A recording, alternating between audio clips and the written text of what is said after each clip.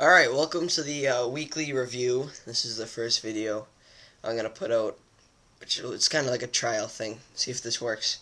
But this is going to be the week 16 review for the LHL Fantasy Hockey League. The baseball opening was there, because I'm just testing if that works. That's going to be the baseball opening when I do the baseball one. Weekly reviews. Okay, so let's get to the action. The biggest matchup this week was between the Hamilton Tigers and the Minnesota North Stars. North Stars have been climbing through the standings of late, going from 10th to 6th in about a 7-week span, and the Hamilton Tigers have been in first for about the last 10 weeks. So this game was really to see if Hamilton could fend off the up-and-coming North Stars, and they did pretty well. They beat them 7-4, which is not terrible for the North Stars, but not exactly what they wanted.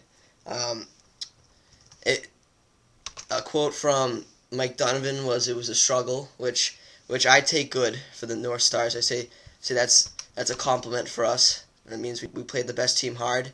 We were a few categories away from winning it. So, but what really hurt us this week was Alexandre Burrows for the Canucks had 4 goals, 14 penalty minutes, plus minus of 5 points.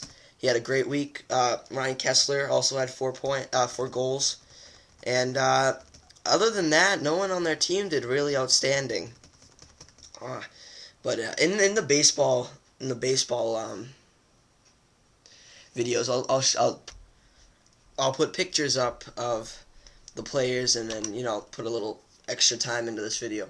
Anyway, Marc-Andre Fleury had 2 wins, a GAA of 1.34, 77 saves in the last 2 weeks. That's amazing. Which Thomas Vokoun and Martin Brodeur could, and Nicholas Backstrom, who I traded earlier in the week, just couldn't put up with those kind of numbers.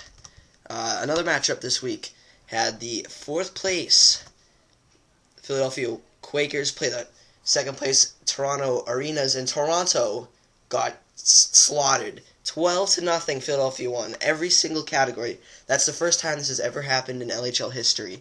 The Quakers are now in a dead tie for 2nd place with the Hartford Whalers, and they're showing that they're once again a dominant team, and Toronto is slowly slipping through the standings, even though that they'll still be viewed as a force coming into the playoffs.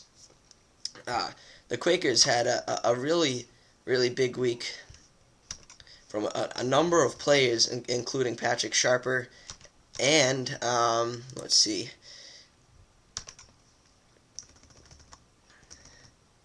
and Christian Erdhoff of the Canucks, the defenseman, also had 3 goals. The Canucks seem to score a lot of goals this past week. Jeff Carter also had a bunch of goals.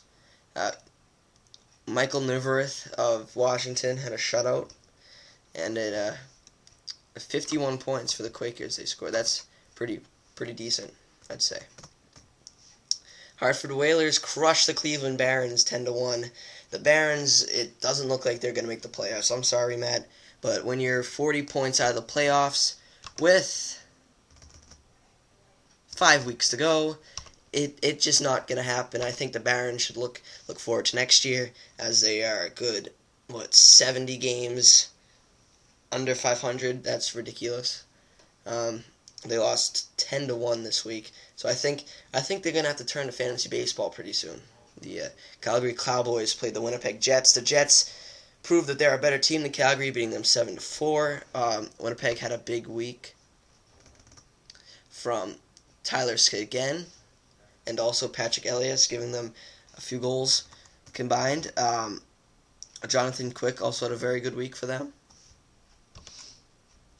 The Atlanta Flames still not doing much, but staying in the A spot because Calgary just cannot capitalize on basically anything. Kelowna played 7th place. Kelowna played 8th place Calgary. Atlanta, and the Flames, they won 7-4. Another loss for Kelowna, which they are now 20 games under 500, and I think they probably will slip out of the playoff picture, as they are playing.